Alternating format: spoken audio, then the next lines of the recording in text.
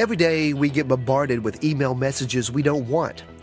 The problem, of course, is that these unwanted messages make it harder to see the important ones that we do want. We're quick to point fingers at anonymous spammers selling fake Rolexes and male enhancement drugs, but maybe the problem is closer to home. Is the reply all button a culprit behind our overflowing inboxes?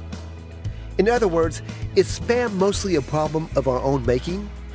And to ask a related question, how much humiliation could we spare ourselves if we got smarter about using or not using the reply all button?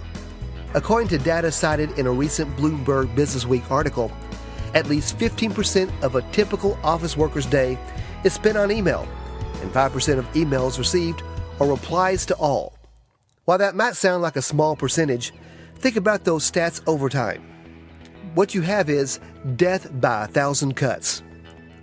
Businessweek reports that the misuse of the reply all button has some large companies considering an outright ban on its use. And a handful of businesses have gone as far as to use in-house programmers to remove the button from employees' view. The reply all button is simply an inanimate thing, of course, which means it's not something we can truly blame. The question is how we, as users, use and abuse this function.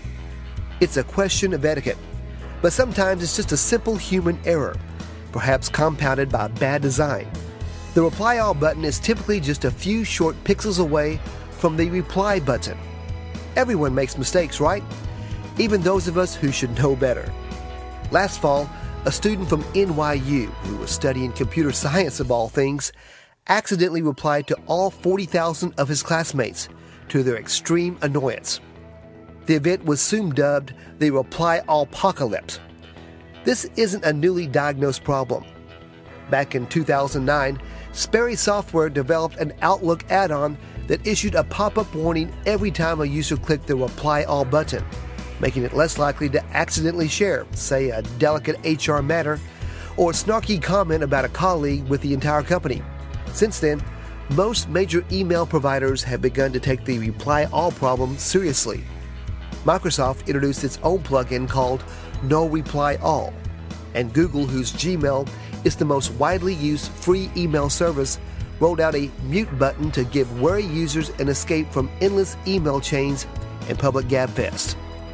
Despite these advances, it's still up to us as users to exercise good judgment and do our part to reduce internal workplace spam. It's our policy that you should have a really good reason every time you decide to respond to a mass mailer. What's your policy? Just hit reply and let us know.